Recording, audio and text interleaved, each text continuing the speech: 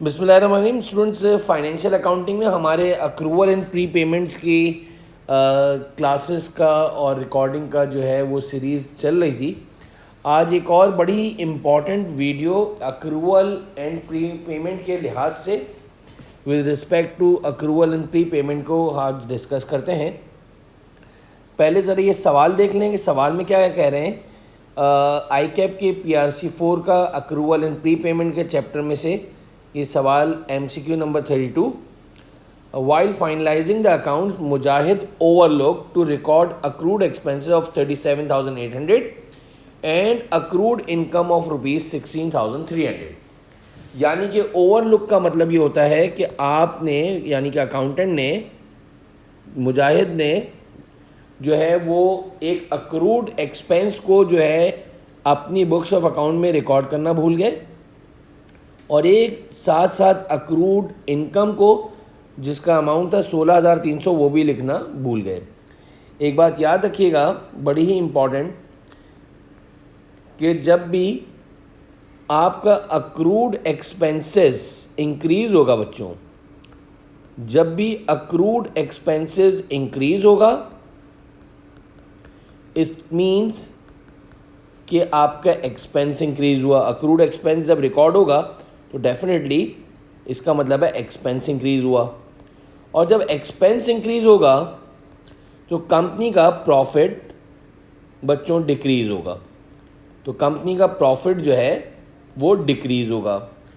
On the other hand अगर accrued expenses आपके कम होंगे, याद रखिएगा साथ ही इसको भी कवर कर लें, अगर अक्रूड एक्सपेंसेस कंपनी के डिक्रीज़ होंगे तो याद रखिएगा मतलब कि प्रीपेड आपका इंक्रीज़ होगा, प्रीपेड आपका इंक्रीज़ होगा, और जब प्रीपेड इंक्रीज़ होगा तो आपका प्रॉफिट भी इंक्रीज़ हो जाएगा। लेकिन सबसे ज़्यादा तो अभी बात करिए कि एक अक्रूड एक्सपेंस लिखना भूल गए। अक्रूड एक्सपेंस जब नहीं लिखा तो एक्सपेंस भी नहीं लिखा, एक्सपेंस नहीं लिखा तो आपने जो है प्रॉफिट भी आपका जो है इंक्रीज़ हो जाएगा। लेकिन बहरहाल जब अक्रूड एक्सपेंस बढ़ता है तो एक्सपेंस भी बढ़ता है, एक्सपेंस बढ़ता है तो प्रॉफिट कम हो जाता है। ऑन द अदर हैंड अगर आपने कोई अक्रूड इनकम जो है वो लिखना भूल गए, अक्रूड इनकम आपकी इंक्रीज़ हो रही है, अगर आपकी अक्रूड इनकम इंक्रीज़ हो रही है बच्चों तो इसका मतलब है कि आपका इनकम भी इंक्रीज़ हुई, और जब इनकम इंक्रीज़ होगी बच्चों तो प्रॉफिट भी इंक्रीज़ होगा, यानी कि डायरेक्ट रिलेशनशिप है, तो प्रॉफिट भी इंक्रीज़ होगा। आइए ज़रा सवाल की तरफ देखते हैं तो ज़्यादा बेहतर समझ में आ जाएगा। While finalising the account Mujahid overlook to record accrued expense, यानी अक्रूड एक्सपेंस लिखना भूल गए।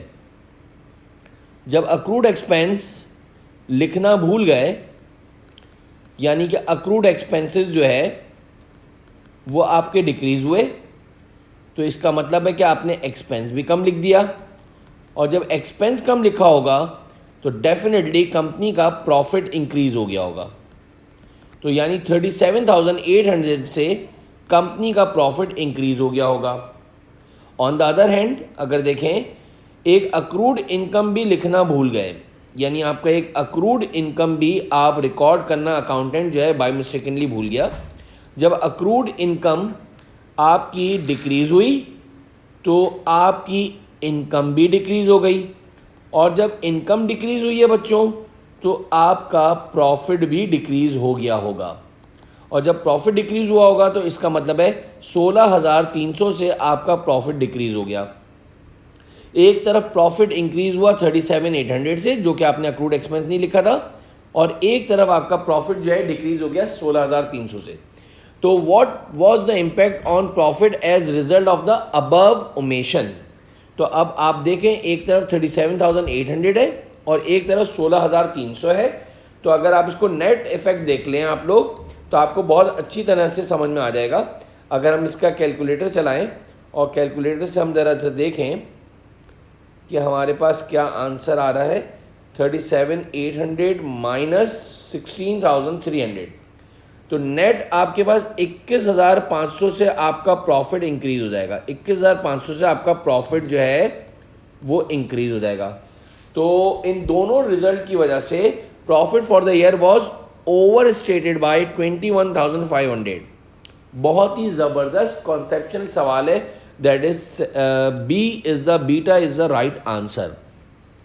होपफुली आपको समझ में आ गया होगा। और इंशाल्लाह जो है एक और साथ साथ अगर देख लें, इफ़ अक्रूड एक्सपेंसेस, एक और MCQ number 33, if accrued expenses was wrongly recorded as accrued income at the end of the year, then what will the impact on profit for this error. बहुत अच्छा सवाल है ये भी। देखें, एक अक्रूड एक्सपेंस, जो कि अक्रूड एक्सपेंस अगर आप लिखते, अगर अक्रूड एक्सपेंस आप रिकॉर्ड करते accountant, it means expense record होता है, एक्सपेंस इंक्रीज होता तो प्रॉफिट डिक्रीज होता। ये काम करना चाहिए था, ये काम करा नहीं, उल्टा उसको उसने as a accrued income record कर दिया, उसने अक्रूड इनकम को बढ़ा दिया। मिसाल ले लो 5,000 रुपये था, ये 5,000 रुपये से प्रॉफिट इंक्रीज होना चाहिए था, अगर आप अक्रूड प्रॉफिट डिक्रीज होना चाहिए था अगर आप जो है ये अक्रूड एक्सपेंस रिकॉर्ड कर लेते तो आपका 5,000 से प्रॉफिट डिक्रीज हो जाता। लेकिन आपने अक्रूड इनकम ट्रीट कर लिया, तो अक्रूड इनकम जब इंक्रीज हुआ तो मीन्स इनकम भी इंक्रीज हो गई, इनकम इंक्रीज हुई तो मतलब कि प्रॉफिट इंक्रीज हो गया। यानी उल्टा 5,000 रुपये माइनस करने के बजाय आपने 5,000 रुपये बच्चों आपने इंक्रीज कर दिए। तो what will be the impact on profit of this error. तो अगर देखा जाए तो आपका प्रॉफिट जो है वो ओवर स्टेटेड हो जाएगा by the double amount. Profit was over stated by the double amount. इसका राइट आंसर आपका डेल्टा है। 5,000 आपको एक चीज़ माइनस करनी चाहिए थी, आपने 5,000 रुपये उल्टे बढ़ा दिए।